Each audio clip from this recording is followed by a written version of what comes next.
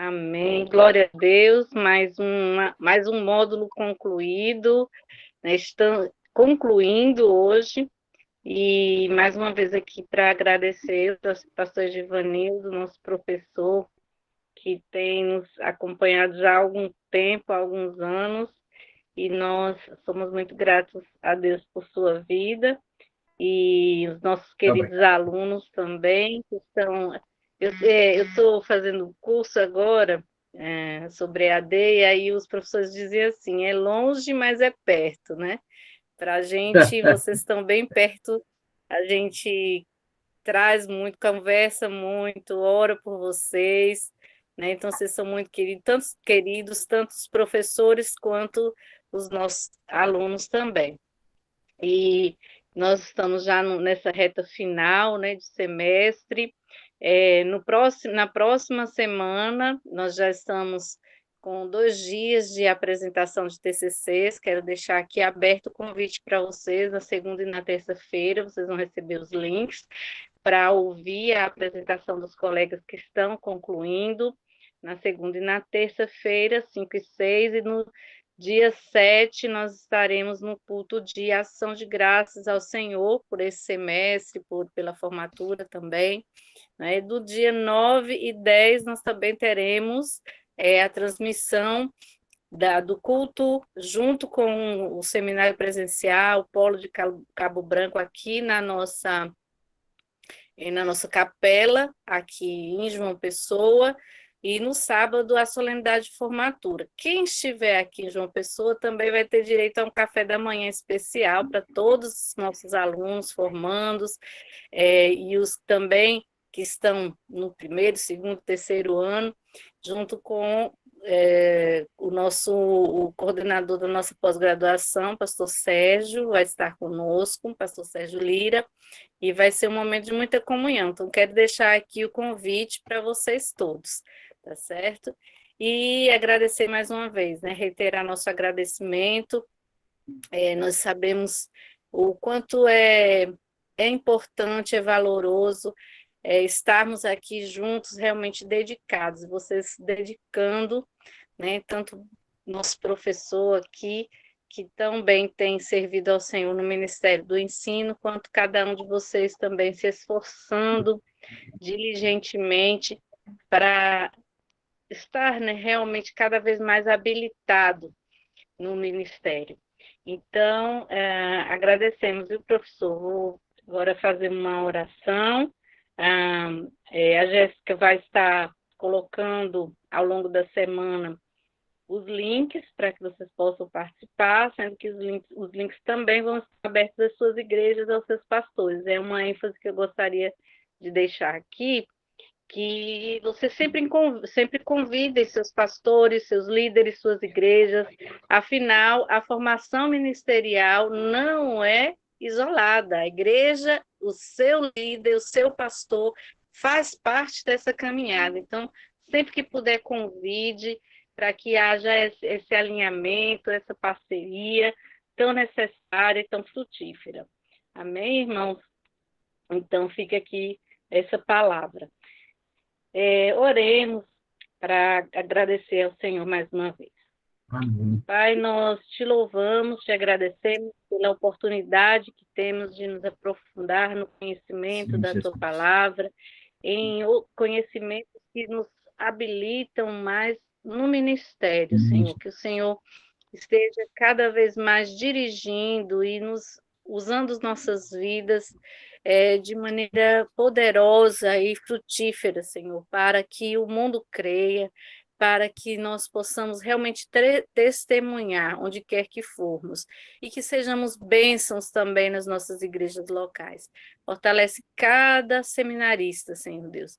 Tu sabes o que cada um precisa. Muito obrigada pela vida do pastor Egivanildo, que tem se dedicado de maneira tão fiel no Ministério do Ensino. Nós te louvamos por ele, por cada professor que o Senhor tem nos trazido ao EAD brasileiro. Nós te louvamos em nome de Jesus. Amém. Meus queridos, Amém. minhas queridas, boa aula. e um bom encerramento de semestre. Nos vemos aí nesses novos encontros que virão. Até mais, pastor. A Amém. palavra É fica comigo agora? contigo. Sim. Bem, antes de introduzir o conteúdo, eu quero registrar minha gratidão à missionária Adriana pelo convite, participar mais uma vez do seminário EAD Betel, voltar a essa turma maravilhosa, tão rica, né? Tão cheia de vida aqui, pessoal. Parece que estamos bem pertinho mesmo, viu? Né? Muito bom estar aqui com a turma participando, deixando a nossa contribuição dentro das nossas limitações, mas eu louvo a Deus pelo Betel, pela coordenação, por todos aí, por Jéssica, por esse acompanhamento tão especial. Então, muito obrigado, né, a todos, e vamos finalizar essa disciplina, né? Não, não estou fugindo da missão, eu estou ansioso para dar aula. É a minha paixão. Amém. Boa aula a todos. Até mais. Muito obrigado. Gente, eu gostaria de começar lendo um texto na segunda carta de Pedro. A segunda carta de Pedro, ela tem 3 capítulos, ela foi escrita pelo próprio Pedro, considerando que a primeira foi escrita, mas não por Pedro, é uma carta de Pedro, mas não escrita por ele. Foi escrita por Silvano, ou seja, Silas, quem lhe auxiliou. E o texto grego, ele revela que a primeira carta é mais rica do que a segunda. Ela é mais pobre na expressão literária, estrutura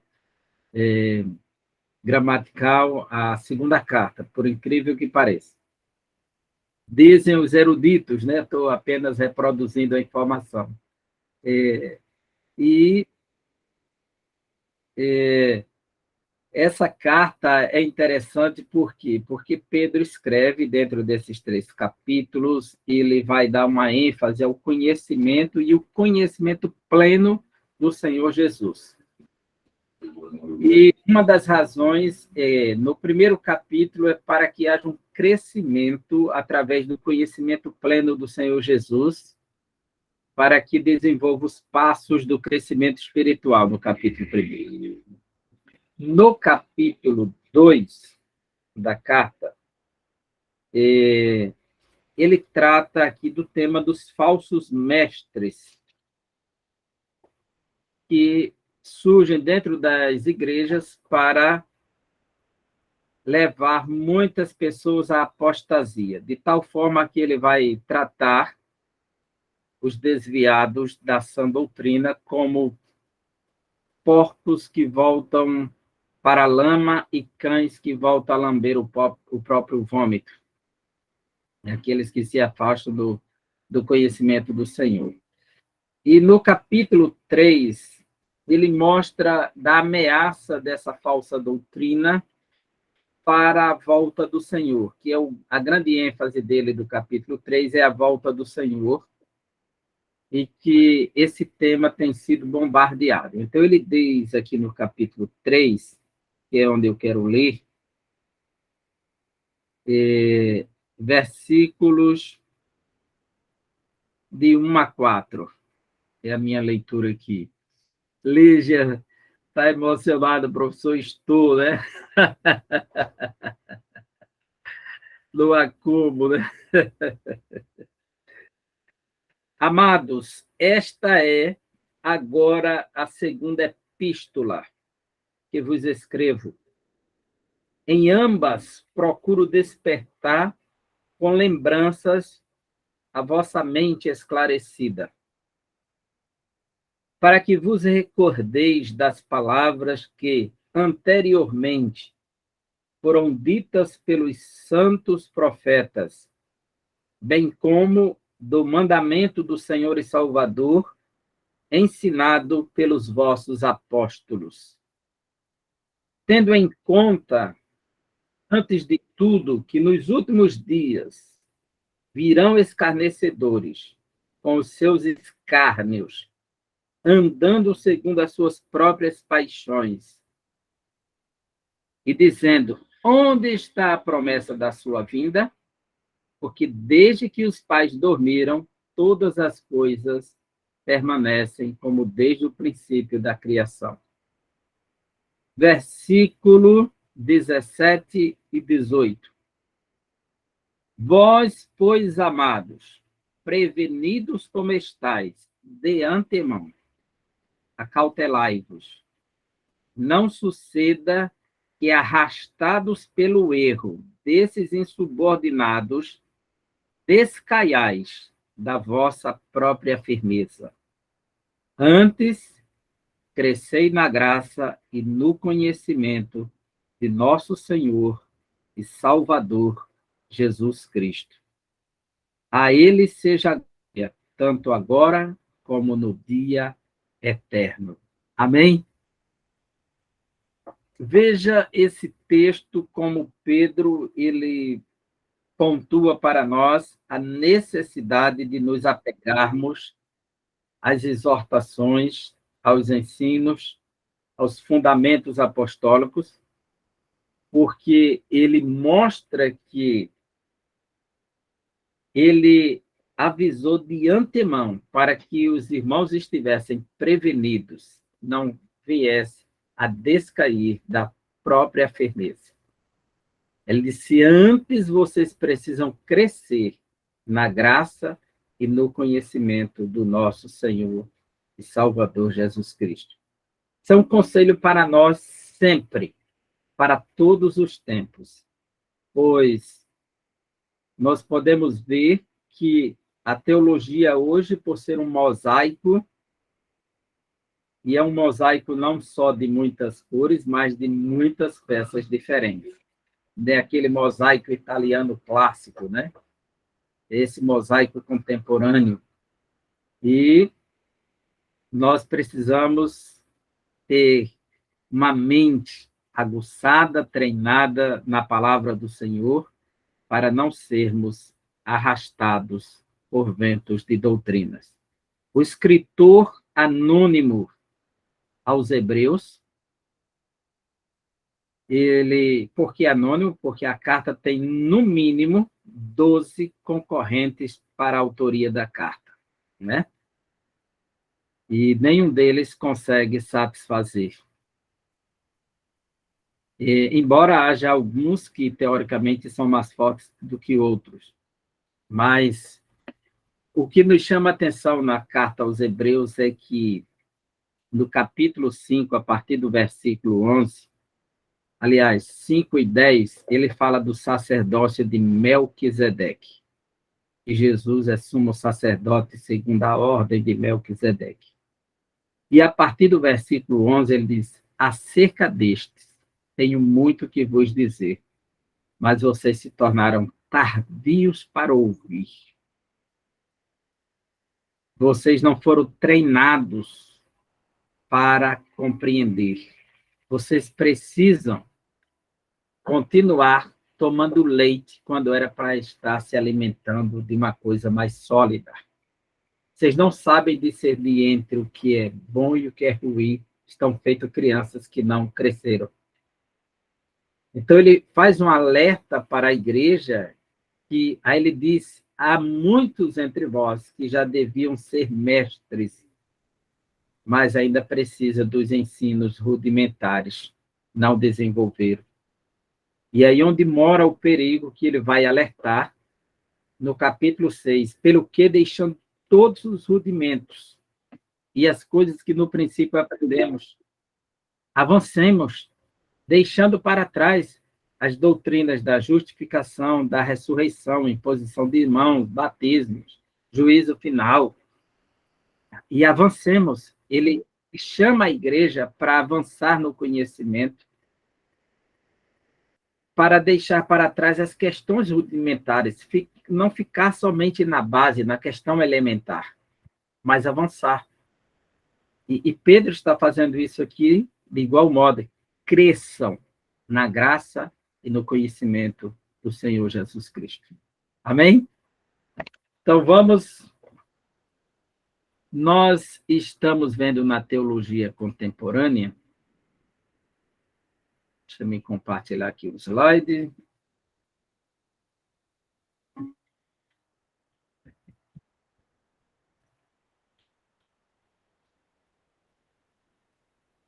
Nós vamos fazer uma grande síntese hoje aí de vários pensadores. E já está aparecendo aí para vocês o slide? Ainda não, professor. Não. Ainda não. Não apareceu para ninguém até agora. Agora chegou. Chegou? Ok, então eu vou estar passando aqui. Eu sei que é questão de leitura aí. Você chega para uma, chega para o outro, onde nós paramos.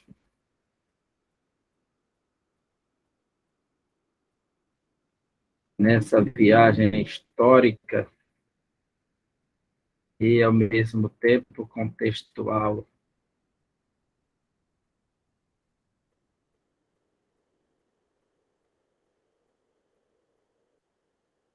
Bem, nós chegamos até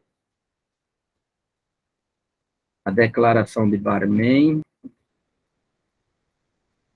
Eu não sei se tiver a oportunidade de ler, mas depois, né? Não sei quem teve essa oportunidade de fazer uma leitura maior, né? Sobre a declaração e percebeu a riqueza da Declaração de Barmen, né? Mas está aparecendo para todo mundo a teologia do mito? Tá sim, professor. Tá? Está. Maravilha. Olha, nós estamos aí com um dos teólogos mais famosos do Novo Testamento. Se Calbart é o maior teólogo do século XX, é Calbart, ainda ele, aonde você for, você vai ouvir o reconhecimento. O maior teólogo do século XX, Calbart. O homem que dividiu as águas da teologia entre teologia liberal e fundamentalista com a neo-ortodoxia. E depois de Calbart, você vai ter aí o Emil Brunner, vários pensadores, mas temos aí o Rudolf Bultmann, que também estudou na mesma universidade que Calbart, e que a sua dedicação foi ao Novo Testamento. Então, é o maior erudito do Novo Testamento. Aonde você chegar, vai ouvir essa expressão que o maior erudito do Novo Testamento do século XX foi Rudolf Bultmann. Né? Então, ele chegou a um nível de erudição muito elevado. Todo mundo cita esse camarada, ainda que não concorde com tudo que ele tem escrito, e nem deve, né? Quem for conservador saberá o quanto ele se torna uma ameaça para as verdades essenciais do cristianismo. Mas isso não tira o mérito dele ter aprofundado os seus estudos, sua pesquisa neotestamentária e ter produzido tantas literaturas à luz do grego também. O Rudolf Bultmann, ele é reconhecido pela teologia existencial, também chamada de teologia do mito, porque o seu grande método de abordagem é o da desmitologização. Gostou do trava-língua? Desmitologizar. Ele foi quem levantou a hipótese que o Novo Testamento tem uma mensagem que está oculta, está eclipsada está debaixo de camadas culturais que a verdade está lá embaixo. Assim como existe o método da dúvida de René Descartes, que você vai tirando toda dúvida até chegar onde não há mais dúvida e começa a identificar o conhecimento, assim como faz o método fenomenológico, diz que você tem que fazer uma époque para conceber uma visão eidética do fenômeno revelado. A palavra époque vem do grego época. Uma época é um período que você trava da história. Você está lendo assim, na época do imperador Napoleão, na época de Napoleão. Então, você identifica aquela época através de Napoleão. Então, é uma suspensão na história. Então, você usa o termo época, e isso é no grego époque, suspender.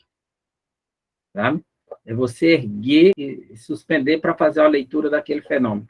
Então, o método fenomenológico diz que você precisa fazer uma époque. É quando você vai se despojar de todos os seus conceitos e conhecimentos que você tem sobre o objeto, você está olhando para o fenômeno, ele está diante de você, você está diante dele, e você precisa suspender tudo que você sabe sobre ele, tudo que já disseram sobre ele, e rejeitar na hora. Suspende aí. Coloca fora. Se você quer chegar a uma visão eidética, ou seja, da essência, é preciso suspender. E quem é da psicologia aí, que estuda o método fenomenológico, sabe o que eu estou dizendo com mais detalhe e propriedade, né? Então, o Rudolf Bultmann, ele vem com uma proposta de você suspender as camadas culturais que estão envoltas nos mitos para identificar a verdade do evangelho, que seria o querigma, a proclamação. E ele então começou a enxergar no Novo Testamento, em toda a vida de Jesus, acontecimentos, milagres, havia um mito por trás. E, na realidade, aquela mensagem que foi escrita, ela vem com inspiração num mito. Ele vai identificando o mito em tudo quanto é lugar, em todas as coisas. Tem um mito por trás. E ele diz que é preciso remover esse mito, que é uma desmitologização. Deixa eu escrever aqui. E pode ser que alguém disse que não entendi essa palavra. Desmitologização.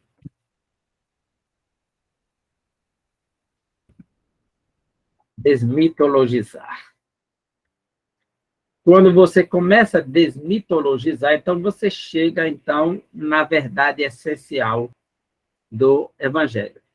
Com essa proposta, com esse método do Bultmann, ele colocou em descrédito toda a história de Jesus, toda a narrativa do evangelho. Não havia mais verdades objetivas, mas uma verdade subjetiva que está debaixo de uma camada, e somente aqueles que têm essa capacidade de ler, conhecendo os mitos, é que vai chegar à verdade. Então, você precisa primeiro conhecer os mitos para poder chegar à verdade do Evangelho. Uma doutrina estranha, mas muito bem estruturada, com muita erudição, porém uma ameaça para a verdade divina. Ele também estabeleceu as bases para a crítica da forma, que seria a crítica da forma. Aqui a formação do Novo Testamento, ela se dá primeiro dentro da tradição oral, e é aí onde começa a circular. Antes da escrita, circulava-se tudo na tradição oral, de boca a boca. E os evangelhos só passam a ser escritos praticamente, se estiver certo com suas informações, quase 50 anos após a ascensão de Cristo. Então, É quando se vem a preocupação de começar o registro. Tradicionalmente, entendemos que cerca de 30 anos já começou o processo de registro da mensagem, né? 30 anos depois de Cristo começa um período de registro. Mas, por volta do final do primeiro século, o Novo Testamento todo já estava completo, né? João teve o Apocalipse na casa dos 95, 96, era cristã. Ele, então, criou a crítica da forma, lançou a crítica como se formou o Novo Testamento. E aí se formou a escola para estabelecer as bases. Eu não sei o quanto vocês estudaram, quando estudaram o Novo Testamento, se estudaram sobre a teoria das fontes, crítica da forma, crítica da tradição, a fonte Q, a teoria das 4 fontes. Estudaram isso? Ou não lembra? Que é muita informação, muita disciplina, né? Então, uma dessas fontes, o responsável aqui é o próprio Bultmann, né? Então, ele vem com essa proposta agora de dizer como se formou, como isso ganhou, por qual motivo eles se apropriaram dos mitos para validar a sua narrativa, para que ela pudesse atingir outras pessoas e fazer resistência diante da perseguição judaica na Palestina e a perseguição romana fora da Palestina, já que o cristianismo incomodava os judeus, e o incômodo que causava aos judeus é por afirmar que o homem de Nazaré era o Messias, o filho de José e Maria, o carpinteiro, era o Messias. Isso incomodava muito, e já que o livro de Zacarias mostra o Messias montado no jumento no capítulo 9, e mostra ele vindo sobre as nuvens com muito poder no capítulo 14.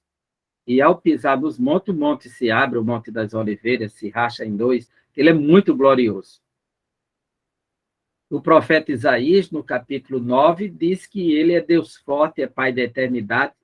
No capítulo 35, diz que ele operaria sinais e maravilhas. Então, o Messias, a forma de ser apresentado no Antigo Testamento, uma hora ele está muito extraordinário, outra hora ele é muito simples também. E no livro deixa eu lembrar agora,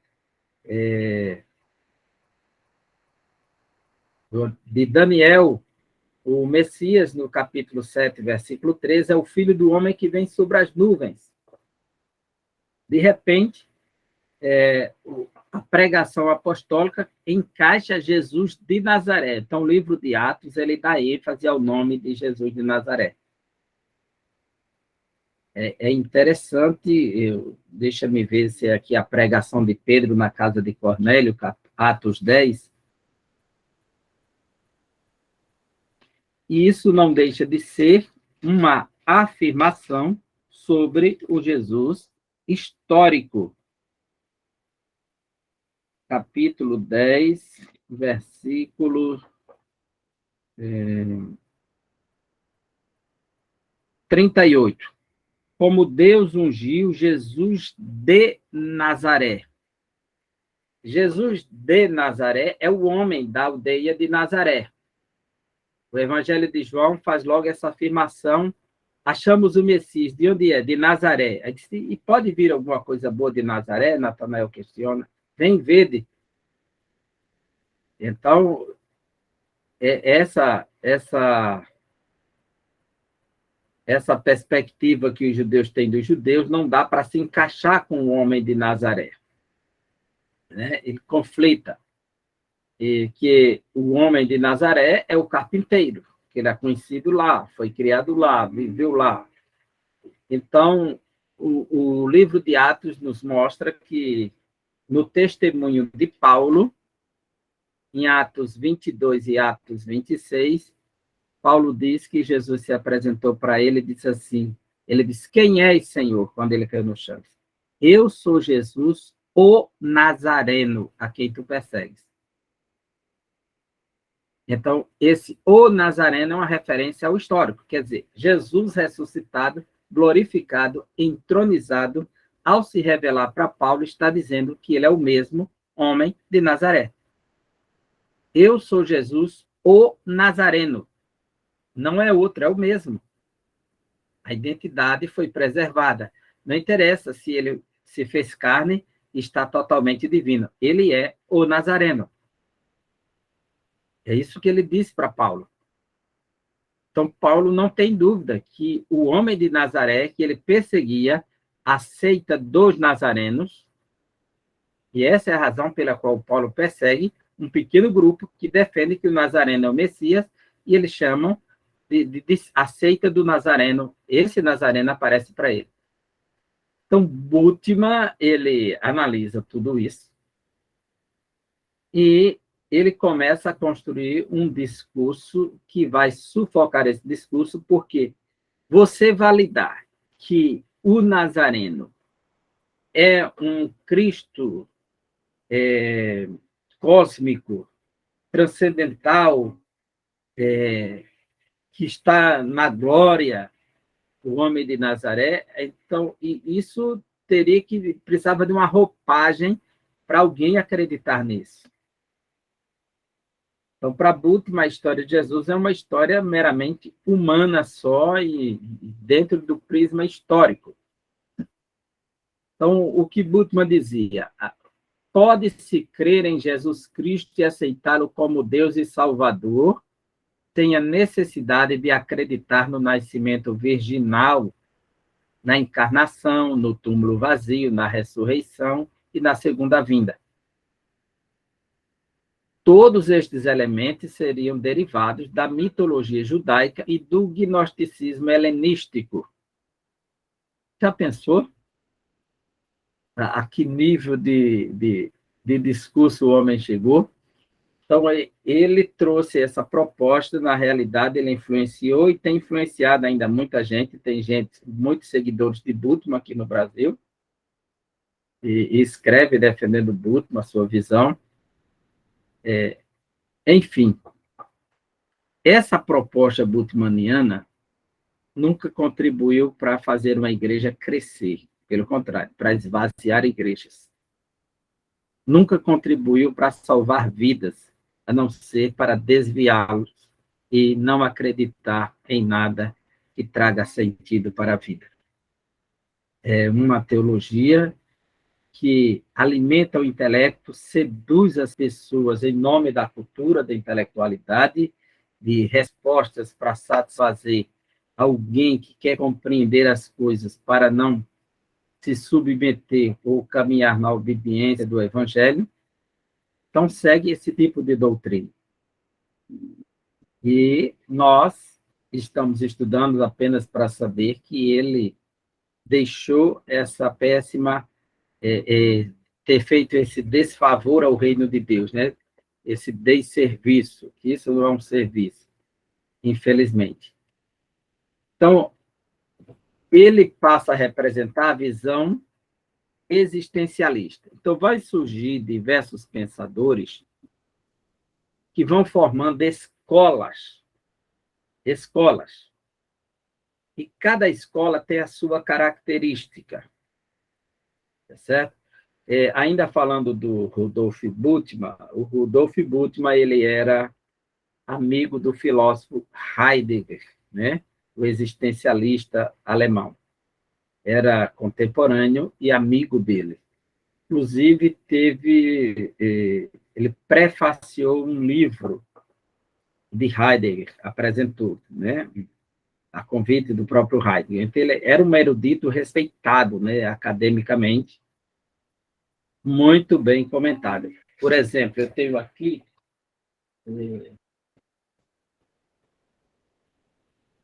Está aqui, só um minuto, viu? Eu tenho essa obra aqui, de Hermenêutica em Retrospectiva, de Hans-Georg Gadamer, que também é outro cara que contribuiu com a teologia, com a obra Verdade e Método, né? São 2 obras, Verdade e Método, cada uma é isso aqui, dá 2 vezes esse livro aqui, ou 3. E na obra Verdade e Método, do Gadamer, que ele é um dos expoentes da hermenêutica contemporânea, né? Ele vai citar muito o trabalho do Schelemar e do Rudolf Bultmann. Eu não sei se para vocês aí a minha imagem está sempre travando. Para mim, ela está travando aqui de vez em quando. Está também aí para vocês? Ou é a minha Aqui está, internet? professor. Aqui eu Até achava que era só para mim. eu estou vendo e eu estou usando cabo de transmissão aqui da internet. Eu não estou nem só no Wi-Fi. Eu estou colocando direto. Me parece que o sinal está preenchido e está dando esse tipo de coisa. Tá? Eu estou achando estranho. Né? Mas está dando para seguir em frente? Aqui ele dedica um capítulo ao Rudolf Bultmann, né? Nessa obra aqui, sobre a hermenêutica, né? Analisando a hermenêutica em retrospectiva, e ele coloca o Bultmann aqui, como vai sempre citar o Schelemar. E o Gadamer também foi da área da teologia e da filosofia. E quando você estuda a hermenêutica contemporânea, então você é obrigado a estudar um pouco do Gadamer. Deixa-me dar uma olhada se eu trouxe aqui uma obra que eu acho que eu citei e queria mostrar para vocês. Tá? Essa obra aqui, há um significado nesse texto de Kevin Van Hooser, é uma obra fantástica, e aí ele nos mostra como ler Gadamer, como ler Bultmann também. Ele, além de fazer toda a abordagem dele, ele dedica alguns pontos de análise muito interessantes. Eu não sei se vocês conhecem a obra, é A Espiral Hermenêutica, de Grant Osborne. A Espiral Hermenêutica. Nessa obra, ele dedica no final, no anexo, alguns textos, né, lá no final, como fazendo a leitura só da hermenêutica contemporânea. Né? A Juliana diz que estudou nesse livro, né, na aula de hermenêutica. Esse livro aí do Grant Osborne é um livro para você ler a vida toda, viu? Não é um livro de uma leitura, é um livro de pesquisa mesmo, de aprofundamento. É demais esse livro. Né? Uma obra fantástica. Né? Então, ele tem um anexo no final em que ele trata das questões contemporâneas. Ele dedica lá um espaço muito excelente, o trabalho dele. Então, surgiu aí a Escola da História da Salvação, nesse contexto. Raius Geschichte. É quase isso a pronúncia. Eu não sei falar alemão, eu comecei a estudar alemão, mas parei. Eu tenho um primo que morou na Alemanha, e aí ele me deu os bizus aí. E essa expressão aí, a história da salvação, é um tema muito importante que passou a dominar a teologia, e hoje, quando você estuda a teologia bíblica, uma das escolas que você vê predominante é a história da salvação, tendo como seu principal expoente o Oscar Cullmann, que é o próximo slide que estaremos mostrando aí. Mas essa escola, ela ganha expressão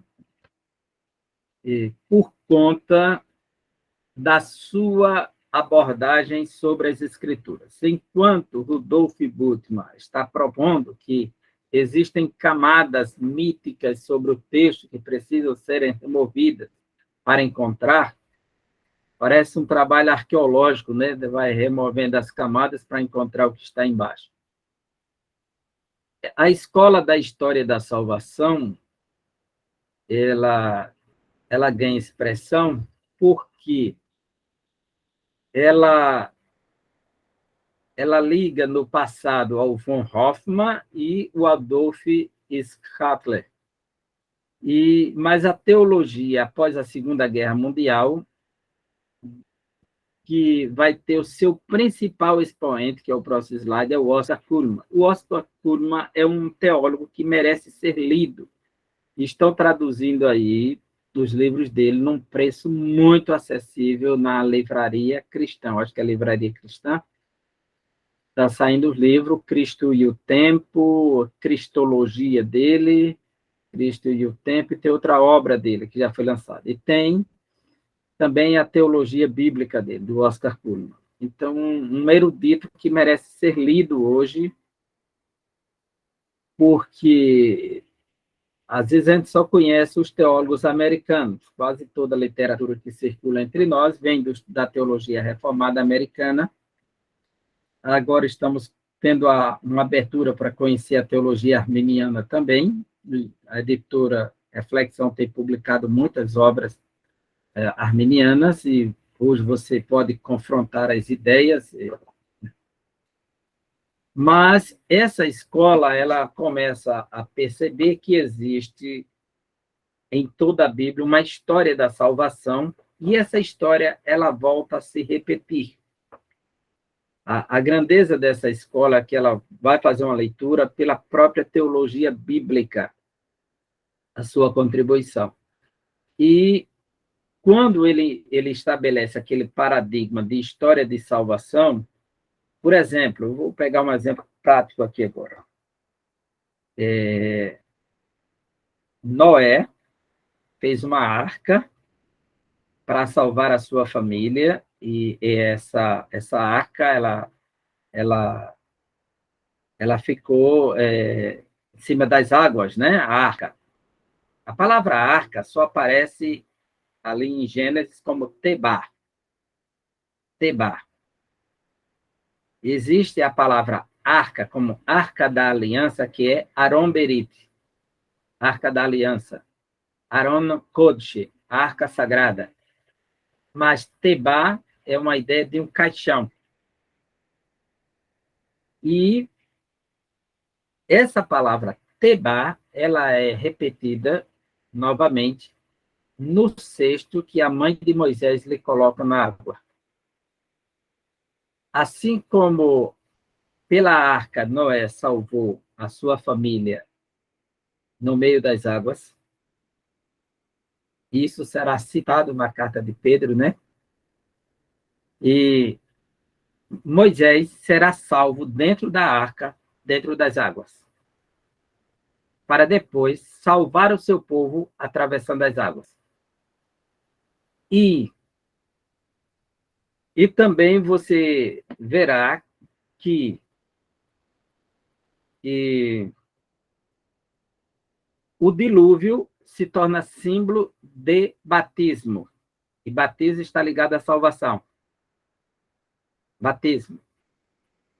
E que a travessia do Mar Vermelho, eu disse Mar Vermelho, é o Mar de Juncos, né? A travessia do Mar de Juncos, que é conhecido como Mar Vermelho, também é um tipo de batismo. Paulo quem vai dizer? Pedro vai dizer que o dilúvio foi um tipo de batismo. E Paulo vai dizer que a travessia do mar foi um tipo de batismo. Aí, essa mesma história, você pega o dilúvio, a arca, as águas, Moisés, a arca, as águas, e aí o nome Moisés, Moshe, que é um nome, não, Moshe é o hebraico, mas o seu nome é egípcio, Moisés, aí você tem Ramsés, você tem Tutmés, e vê que o nome de Moisés está ligado à dinastia egípcia mesmo. O nome dele é egípcio, que ele recebeu o nome da filha de Faraó. O seu nome foi dado por sua mãe. O seu nome não era hebraico, Moshe, é Moisés. O nome é egípcio. E Assim como Moisés é tirado das águas, salvo numa arca nas águas, para salvar por meio das águas, símbolo de batismo, vai dizer que Josué passa o Jordão com o povo, tá lá, eu acho que é Josué 5 ou é 4. Deixa eu ver aqui. E aí o texto faz uma afirmação bastante interessante. Eu estou dando aqui um pequeno exemplo para você entender o que é essa história da salvação biblicamente. Eu não tenho como tratar dessa doutrina com todos os detalhes, isso é o campo da teologia bíblica. Mas, pelo menos, uma síntese da síntese aqui. O texto sagrado diz assim, capítulo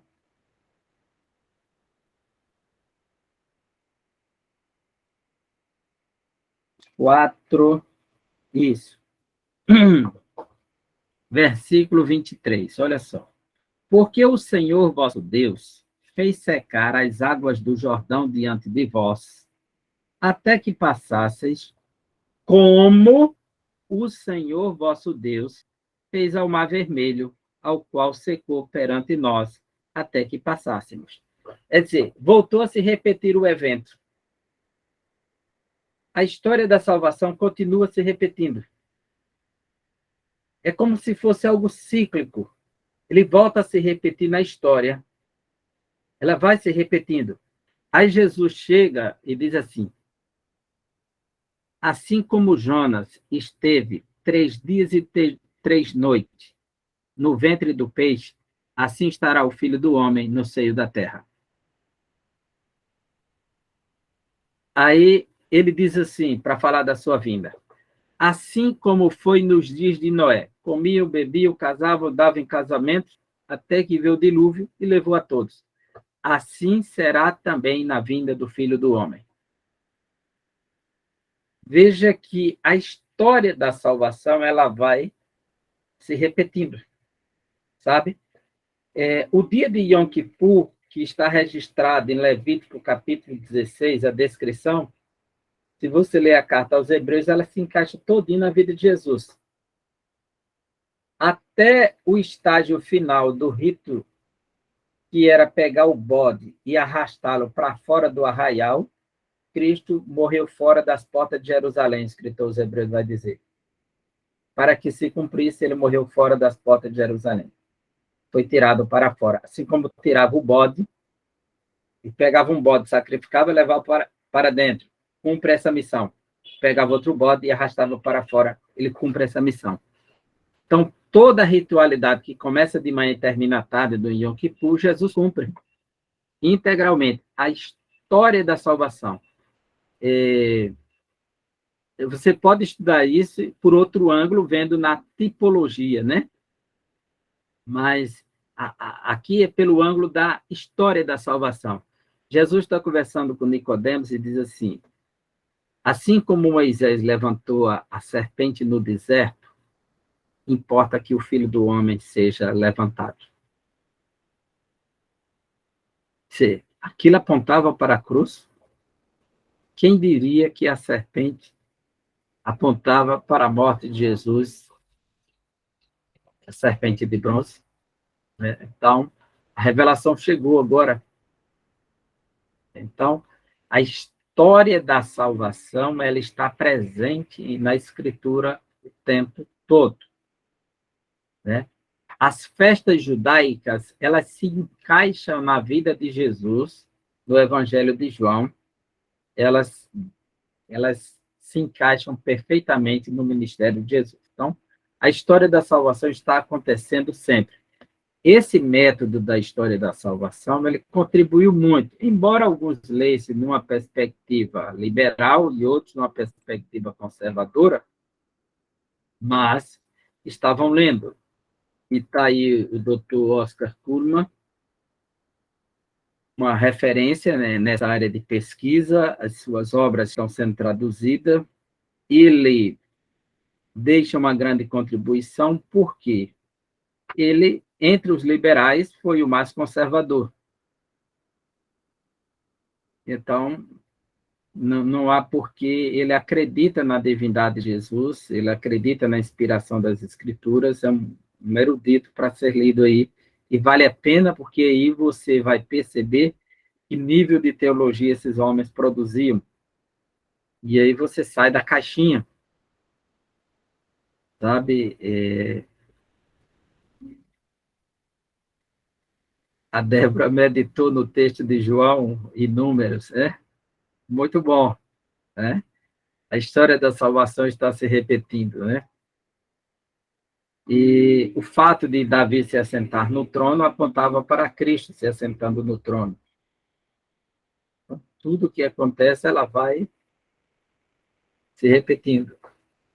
A história da salvação é uma expressão que se refere a uma série de acontecimentos históricos interpretados pela fé cristã como atos específicos de Deus para salvar seu povo.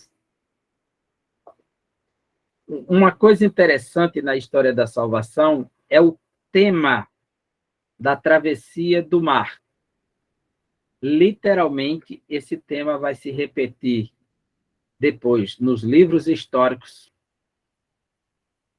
nos livros das crônicas, nos salmos e nos profetas menores.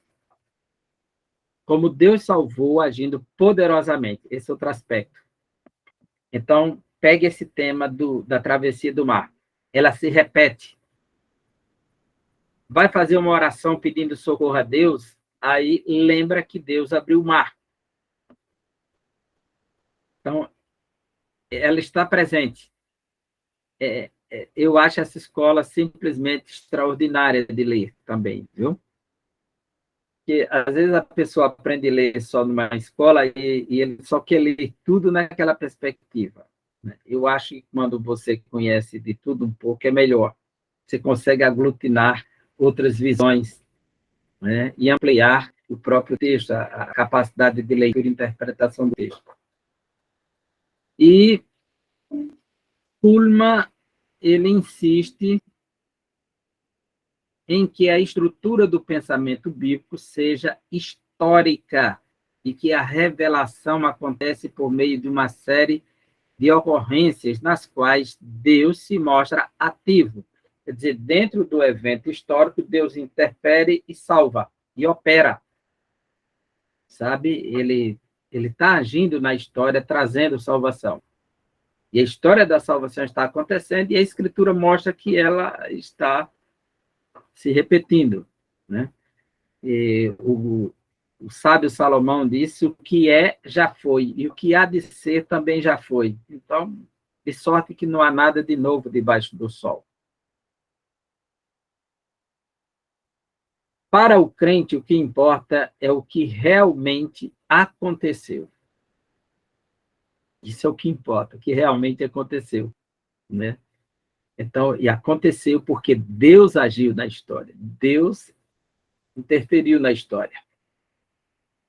Isso é tão importante que quando você faz essa leitura, essa capacidade de... Por isso o cristão ele tem um pensamento muito análogo, tá? Tudo ele faz analogia, comparações, consegue em tudo encontrar a salvação, né?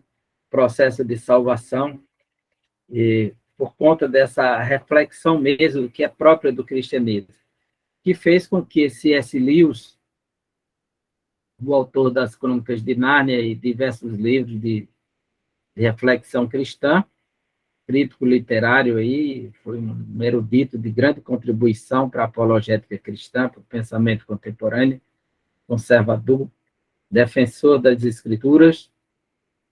E C.S. Lewis ele conseguiu traduzir a história do cristianismo por meio dos mitos. Eu acho que o Dolph Bultmann devia ler mais C.S. Lewis, porque, de fato, ele usou mitos para falar do Evangelho. Literalmente, C.S. Lewis se apropriou do mundo mitológico e transformou, colocou a história do cristianismo por baixo, velada, através da história mítica. É impossível não perceber isso ao assistir as Crônicas de Nárnia, o 1, 2, ou ler os livros, né? Aqui em casa nós temos um livro só com toda a obra e temos os livros independentes. E agora minha menina mais nova está lendo, né? Mas a gente vê que está lá a história da salvação bem sendo delineada, e a gente tem que ter o cuidado para ensinar isso para a criança, para ela não se deixar seduzir por aquele universo imaginário, com bruxos, bruxas, mitos, né? Tanta coisa.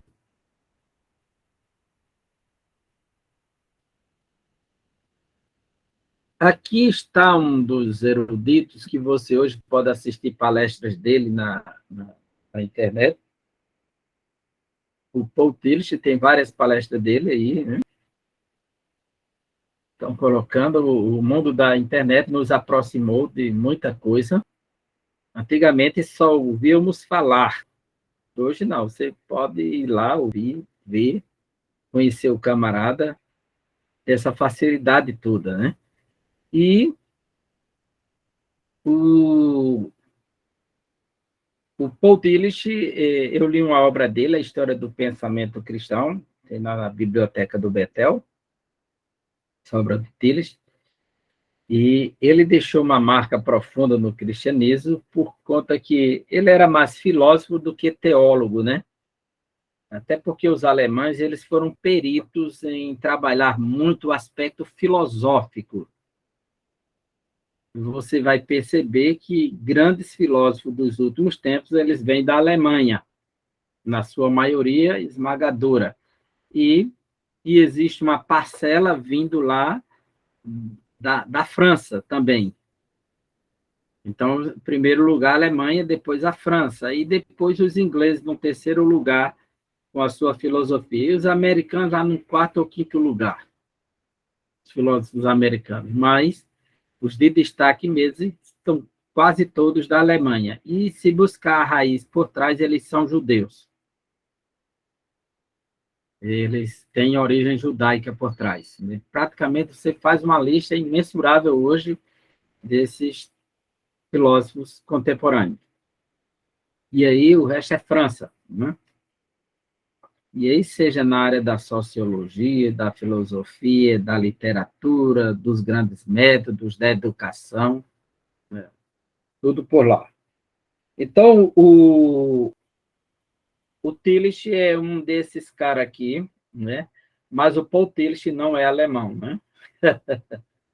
E o Tillich, ele vai deixar a sua contribuição, e ele é um dos camaradas, assim, que traz uma das reflexões mais elevadas, filosoficamente, sobre o ser de Deus, a questão da ontologia, né? E é o filósofo do ser, a sua reflexão. E essa palavra ser, que é ontos em grego, ontos, ontológico, ontologia, né? E aí você tem teontologia, teós, Deus, ontos, ser, e logia, estudo. Teontologia. Quando você estudou na teologia sistemática, estudou Deus, foi com esse nome, teontologia aí, não? É um nome muito comum hoje, né, da teontologia. É o estudo do ser de Deus. Então, o que o William Orden diz para nós, que o Tillich define a teologia como sendo a fronteira entre o liberalismo e a neo-ortodoxia. Quer dizer, se a neo-ortodoxia rompeu com o liberalismo e criou a sua novidade, o Tillich agora fica no meio. Ele está nessa fronteira entre um país e outro, entre o liberalismo e a neo-ortodoxia. Muitos o classificam como um filósofo e teólogo neo-ortodoxo, mas outros acham, não, ele está mais para liberal. E é justamente o conflito se dá pela forma que ele aborda. Tem horas que ele vai se parecer com um neo-ortodoxo e tem hora que ele está mais para um liberal. Então, ele está nesse limite aí. Olha a reflexão de Tillich, o que ele diz. Deus não existe. Ele não é natural e nem sobrenatural. Deus transcende o homem como o fundamento da sua existência. Deus não é um ser, mas é o poder de ser, o fundamento de todo o ser. Porém, não objetivo e não sobrenatural, mas um incondicionado impessoal. Enquanto Jesus revela a realidade última como aquele que reúne em si mesmo o homem em essência e preenche plenamente a condição finita e trágica da humanidade. O que Tillich está dizendo é que a gente vê, na perspectiva dele, que existe um certo panteísmo aí, que é um panenteísmo. Panenteísmo aí, na sua visão. Por isso que, para ele, Deus não existe como aquele ser pessoal que se comunica com suas criaturas. Não, Deus não existe, esse Deus pessoal. O Deus do cristianismo tradicional é um Deus pessoal, é um Deus transcendente, é um Deus imanente, é um Deus comunicável, é um Deus que se relaciona com as suas criaturas. Ele está sempre se relacionando conosco, né? Esse Deus aqui, ele é o poder de ser.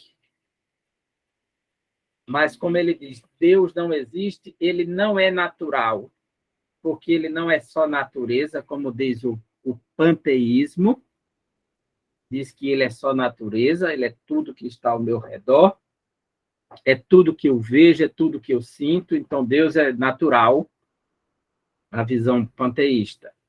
E nem sobrenatural, que é a visão transcendente, que coloca ele apenas em cima. Né? Deus transcende o homem como o fundamento da sua existência. Mas Deus ele vai além do homem como o fundamento da sua existência. Porque ele não é criação do homem, mas ele transcende o próprio homem. E Deus não é um ser, como se espera uma pessoa. Porém, não objetivo, que ele não é claro, e não sobrenatural, como só numa visão que ele está lá, ele é um ser que está lá. Não é isso. Mas um incondicionado impessoal, ou seja, ele nem está condicionado à visão de um ser sobrenatural, ou ser um ser totalmente natural, e nem é como se pensa totalmente impessoal. Aí ele vai dizer, enquanto Jesus revela a realidade última, como aquele que reúne em si mesmo o homem essência. Então, todos se voltam para Cristo como ponto de encontro, o centro do encontro de Deus. Você quer encontrar Deus? Vai encontrar na bondade de Cristo, na espiritualidade de Cristo. Cristo é o homem essência que, de fato, pode nos mostrar esse Deus, que nada mais, nada menos do que a alma do universo. Não é o universo, mas é o que faz o universo ter vida, a alma do universo. Então, ele não é uma pessoa, mas, como ele diz aqui, é o poder de ser, mas é o poder de ser. Deus não é um ser, mas é o poder de ser. Está claro para você?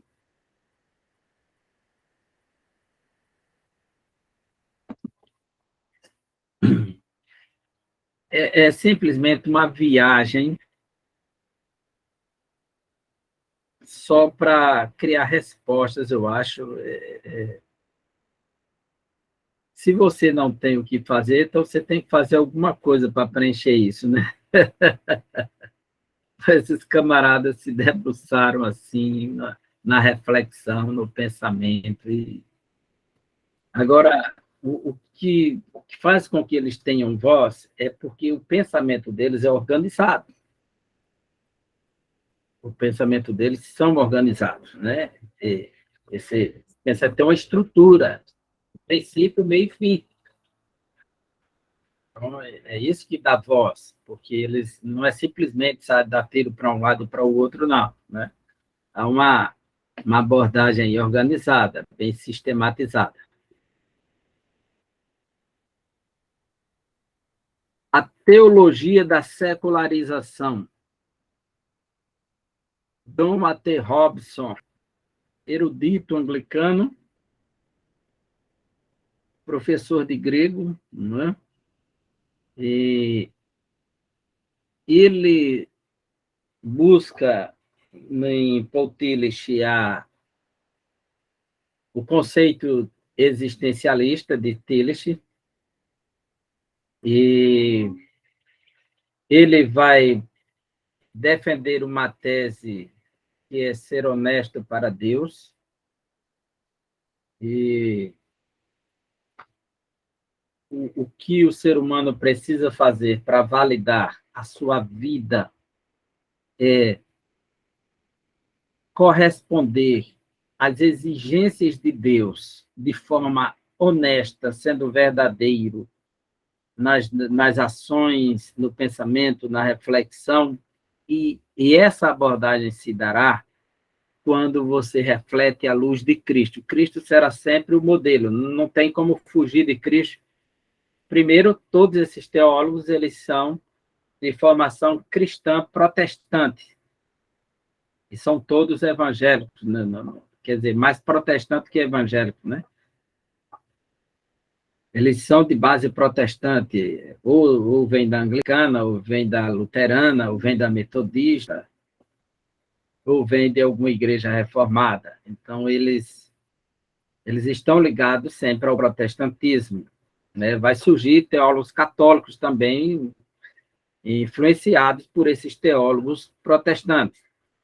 Eu não sei quantos aí conhecem o trabalho do padre Paulo Ricardo aqui no Brasil. É um padre que ele sempre deixou uma grande contribuição na defesa dos princípios e valores cristãos, bem fundamentado, se opondo às visões progressistas, LGBT, as questões aí liberais, e ele faz uma acusação aos evangélicos por ter influenciado alguns padres com sua teologia liberal. Ele é um padre tradicionalista, conservador, e um catolicizador também, né? Tem muita gente que volta para o catolicismo por conta dele. Então, ele defende Deus é o fundamento do ser, ou seja, da imanência. Então, a sua existência agora ela será ressignificada com o encontro com Deus e a imanência, que é essa manifestação do ser aqui, né? A gente percebe que os deístas, eles colocaram Deus sempre numa perspectiva transcendental, acima. Aí depois vem os teólogos liberais e trabalha só a imanência. Aí vem a neo-ortodoxia e tenta fazer a ponte da transcendência com a imanência. A teologia fundamentalista, ela nunca perdeu isso. Ela nunca teve dificuldade para tratar dessa relação de imanência e transcendência de Deus. Nunca. Mas esses teólogos sempre tiveram dificuldades, porque suas teologias sempre estavam comprometidas, ou de um lado ou do outro. A gente vê que aqui há um retorno para esse caminho da imanência, porque há um retorno para o panteísmo teológico, sabe? É bem nítido isso.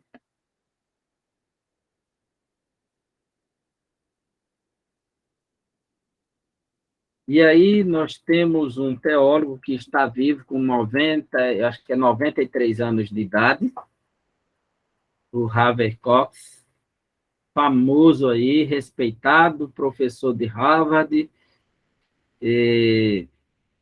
sempre trabalhou apoiando as tribos urbanas, tornou-se membro do CMI, Conselho Mundial de Igrejas, ele que vem de uma tradição batista, mas se tornou progressista, liberal, e trabalha sempre nessa temática da secularização, a ideia da secularização.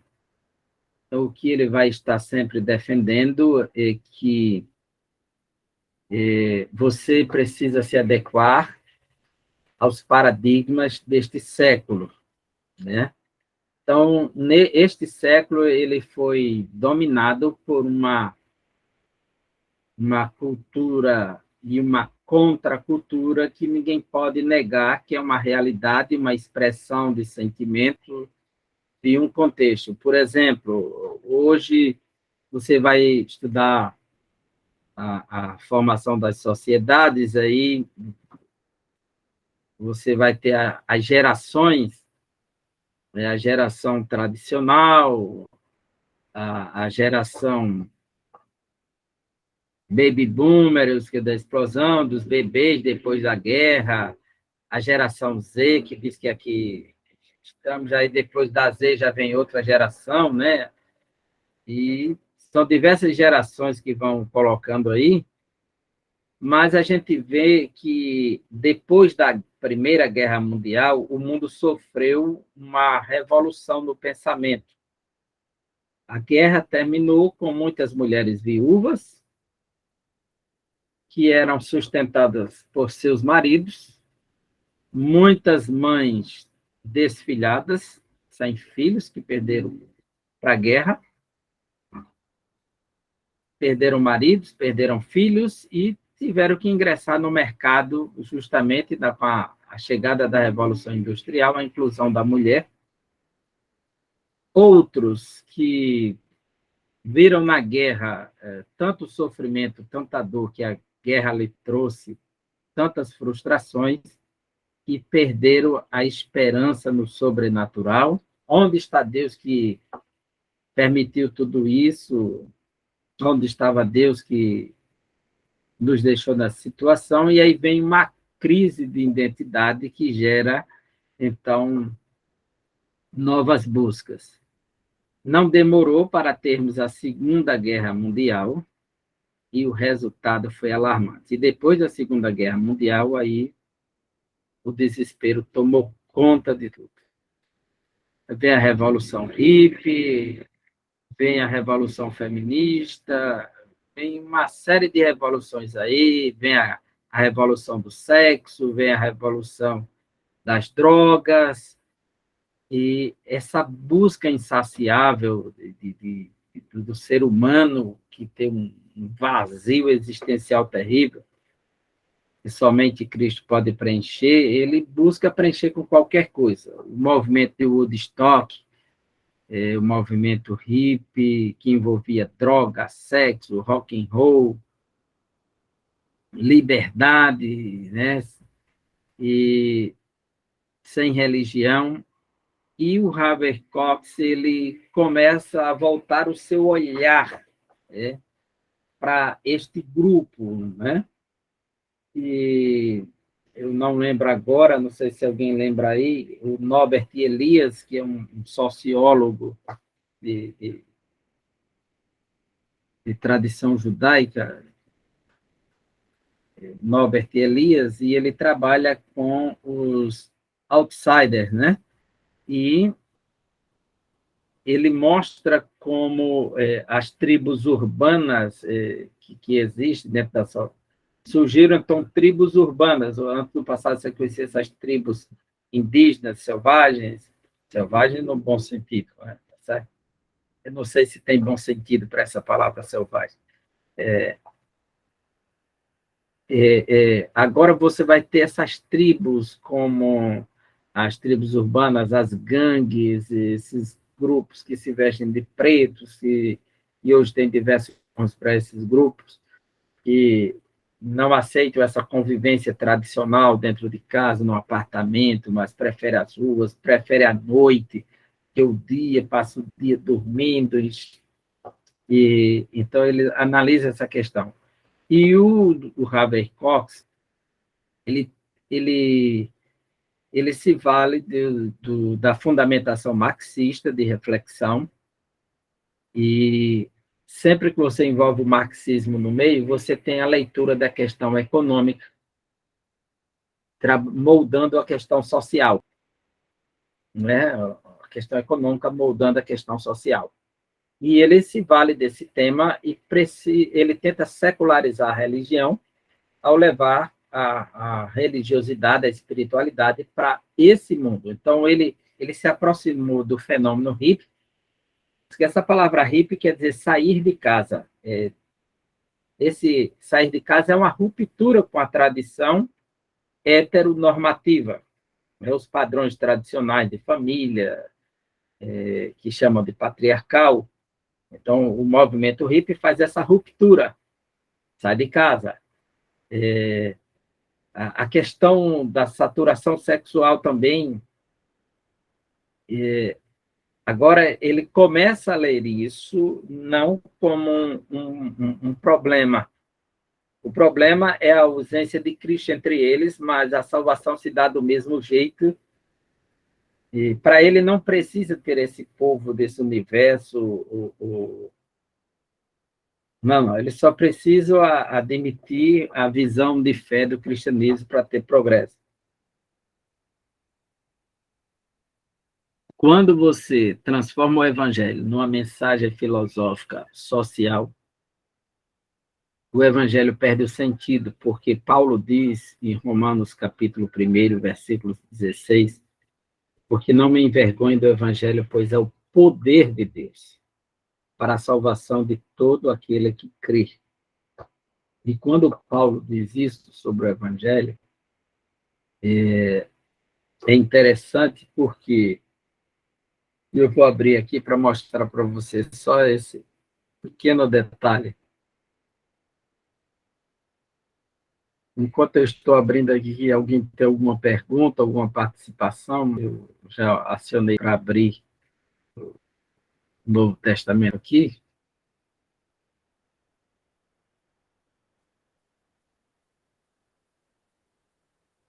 Estou só esperando ele fazer a abertura aqui.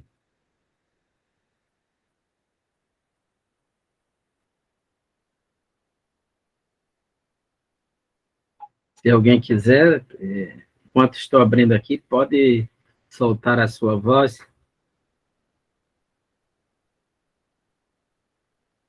Ou está tudo tranquilo aí, pessoal? Professor, posso fazer uma pergunta? Pode, sim. Paz e boa noite. Tudo bem? Boa noite, Olha só. Sofia. Na verdade, eu loguei aqui com o da minha filha, me perdoe, a Cássia. Você falou da teologia sistemática e fez umas comparações, né, na questão do evangelho, da salvação pelas águas. Repete para mim o nome dessa teologia que você comentou, porque você comentou que a maioria que nós temos hoje são traduções americanas, né? E essa é outra, não é isso? Eu me perdi aí só um pouquinho nessa teologia, eu queria saber qual que é. Eu até anotei aqui o nome. Eu falei da escola. A escola. Essa teologia que eles abordam é a teologia bíblica. Aí você tem muito material hoje de teologia bíblica. Tem um que foi traduzido, né? Que você até falou da editora da Vida Nova, não é isso? Vocês tiveram a disciplina aí, teologia bíblica, ou não faz Sim, parte dessa grade? faz sim. Eu tive faz já um bom tempinho, mas faz sim. Ver, né? Ok, temos aqui, vamos dizer assim, rapidinho. Fala, filha. Aqui está uma das obras de teologia bíblica,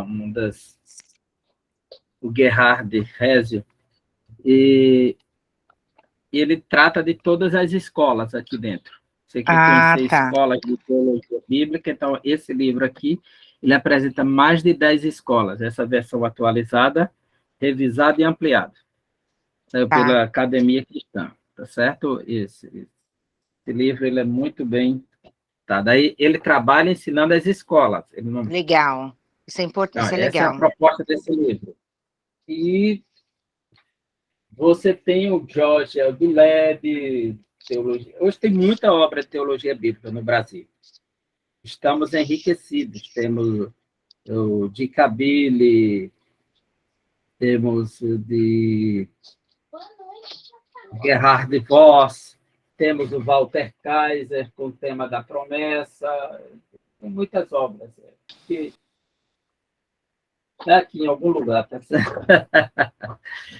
Tem muitas obras boas nessa área para você ler.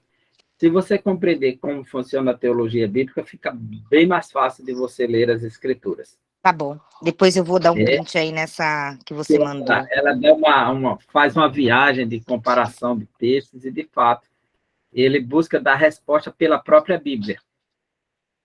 Tá Ele joia. não usa fatores externos para fazer essa leitura, alguma teoria externa, não. Ele busca É a dentro da própria própria Bíblia. Bíblia. A Bíblia pela Bíblia. A sistemática, não, ela se vale de textos fora do próprio livro, apela para a ciência secular, né? Então, Verdade. está aberto aqui, eu vou mostrar para vocês a importância do Evangelho, por isso que a gente deve estudar todas as escolas, essas questões, mas sempre com um pé atrás, porque não podemos trocar as verdades essenciais, fundamentais, que funciona no cristianismo há 2000 anos de história aí, e tem dado certo, salvando vidas, libertando vidas, transformando vidas, por qualquer coisa, né? A teologia contemporânea, a teologia liberal, ela trabalha muito o intelecto humano, mas não responde às necessidades do homem caído sem Cristo. Tá para vocês aí o texto bíblico? Tá aparecendo o texto bíblico? Não. Não, para mim não tá também, professor. Sério?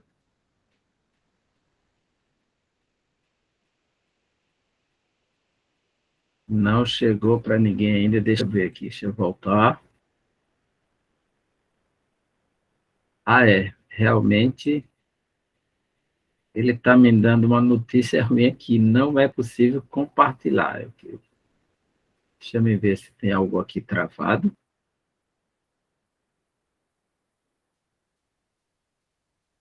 Abrindo Romanos.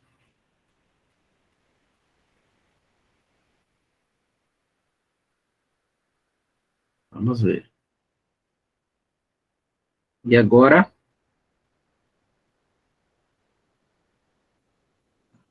Ainda não, professor. Não? Não.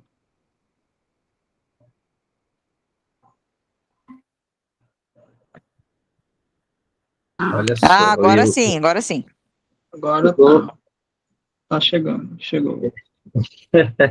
Tá bem lento o negócio, né? A importância de se voltar para o Evangelho na sua essência é essa. Paulo, ele é convocado, ele quer ir pregar o Evangelho em Roma, ele já tem 10 anos pregando o evangelho pela região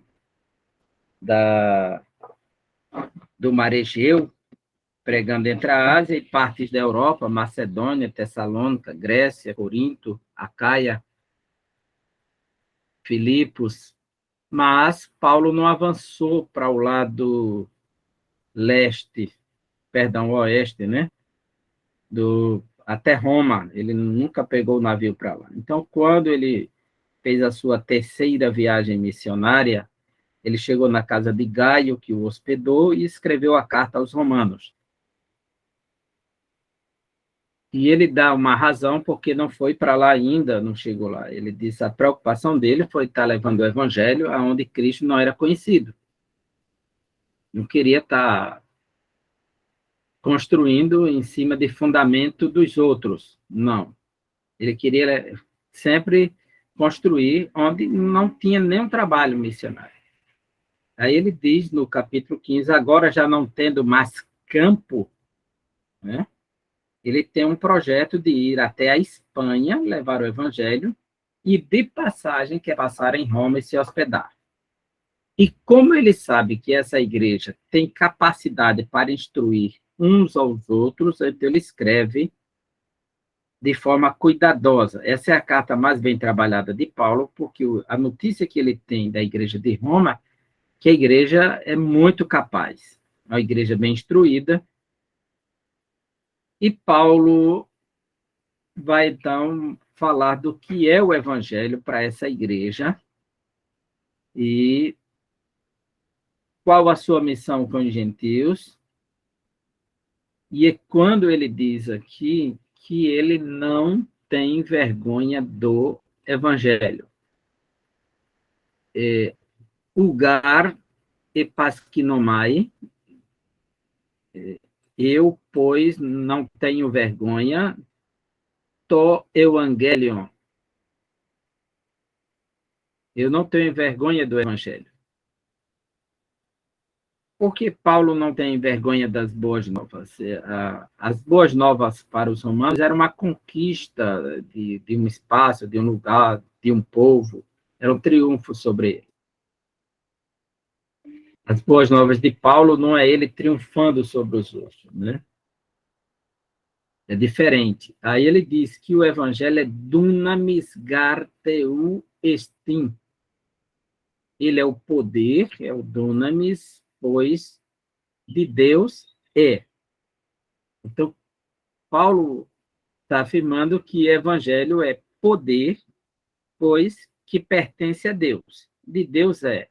Aqui está teu, que é genitivo, que é o caso da posse, né? Que dá o direito de posse.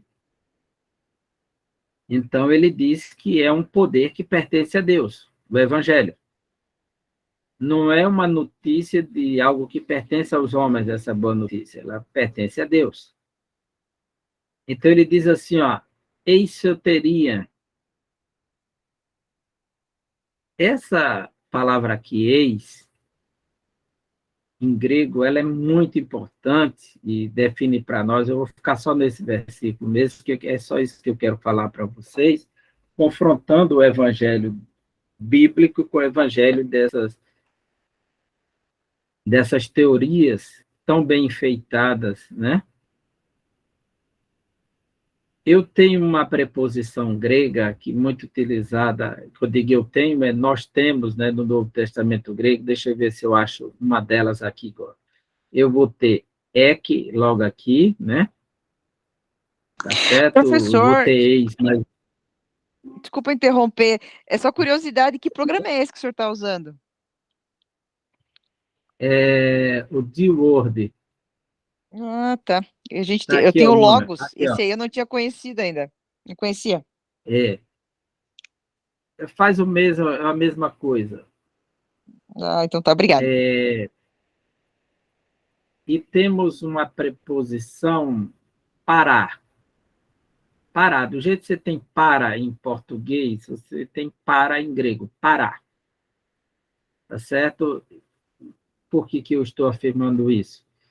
Porque aqui poderia ser, só que mudaria tudo. Para soteria.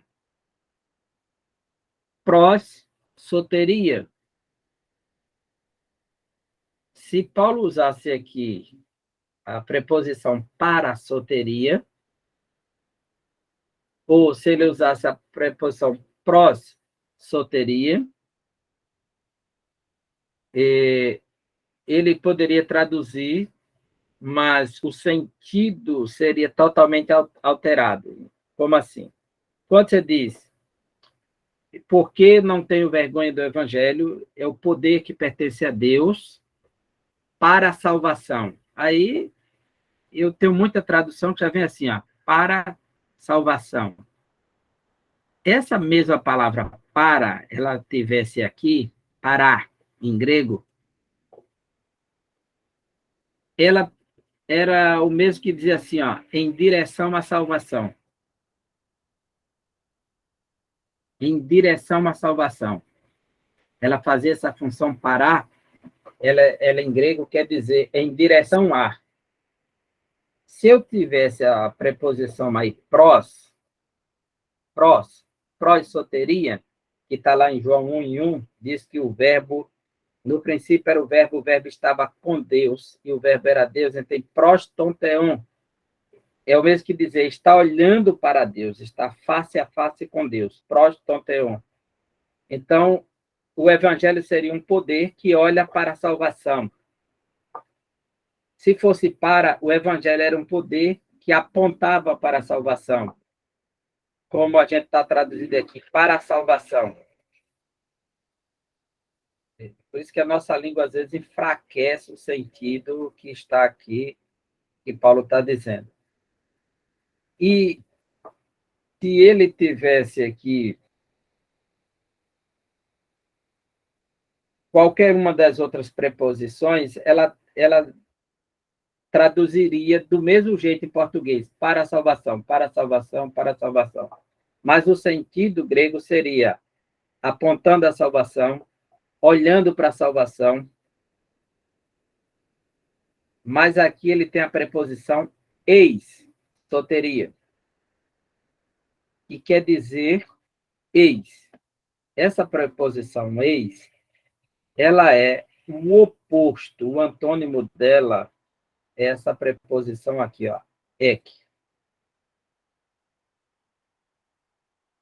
A preposição ek é para fora. É você arrancar algo que está dentro e jogar fora. Ekbalo, que é traduzido por expulsar, lançar fora. Ekbalo todaimônio, expulsou o demônio. Arrancou ele de dentro da pessoa e jogou fora. Então, a preposição eis é o oposto dessa. Então, ele está dizendo que eis não é em direção a, não aponta para a, ele joga para dentro da. Então, Paulo está dizendo que não tem vergonha do evangelho, porque ele é um poder que conduz o homem para dentro da salvação. Ele não conduz para perto da salvação, ele não coloca ele frente a frente com a salvação, ele coloca ele dentro da salvação. Eis soteria.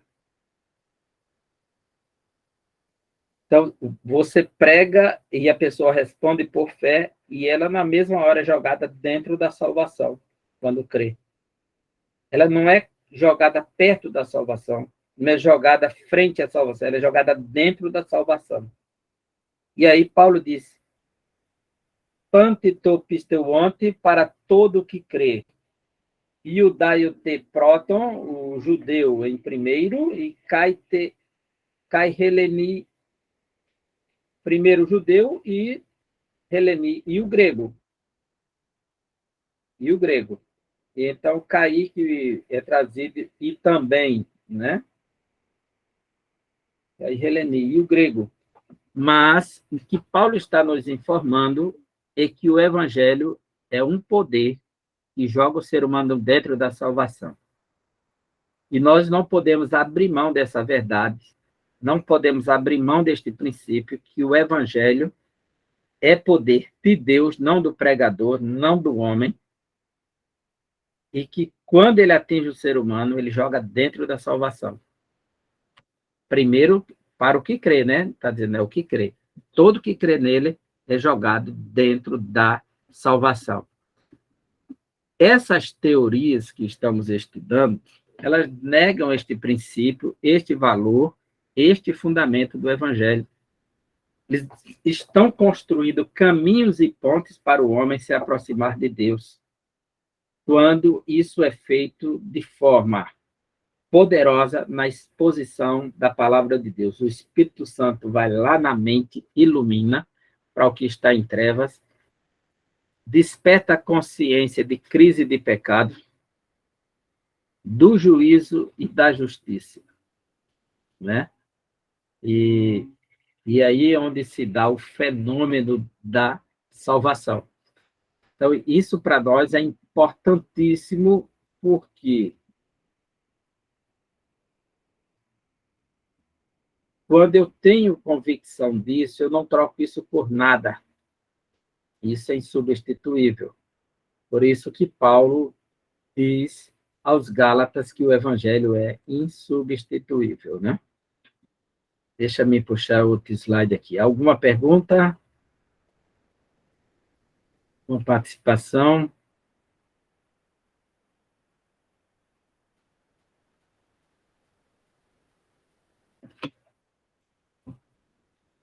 Dando continuidade a essa visão secular,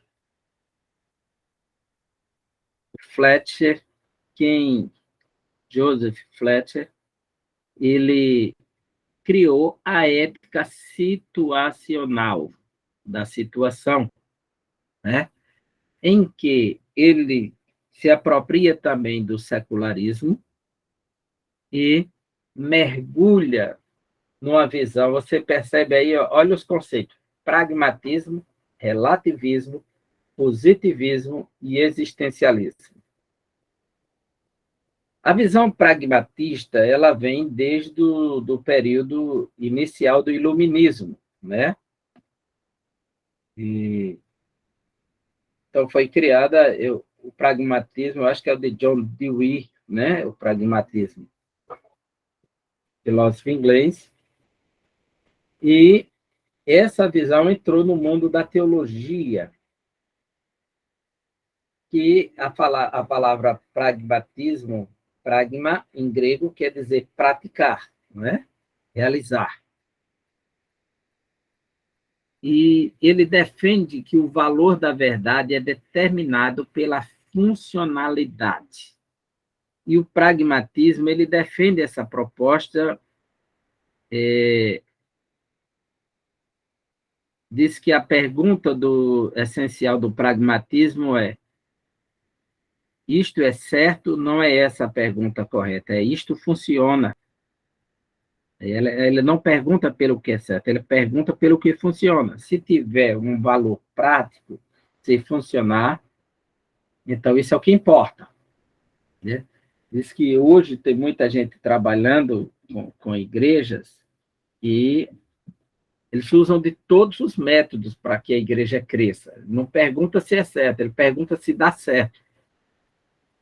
Então, usa de todo expediente. Por isso que você tem pessoas que usam de didáticas extravagantes, né? Construindo arcas da aliança gigante, fazendo promessas mirabolantes, sobe na montanha de madrugada com um vaso cheio de azeite, e que o orvalho da madrugada, que não sei o quê. A internet está cheia desse tipo de situação, e não pergunta se isso é certo, não se questiona, pergunta se dá certo, que tem um pessoal que acredita que o fato de ter subido ao monte, o fato de ter colhido do orvalho da madrugada, abriu o azeite, deixou o orvalho entrar, e aí pega o Salmo 133, ali o Senhor ordena, o orvalho vem, desce a bênção, e pega outro texto, associa.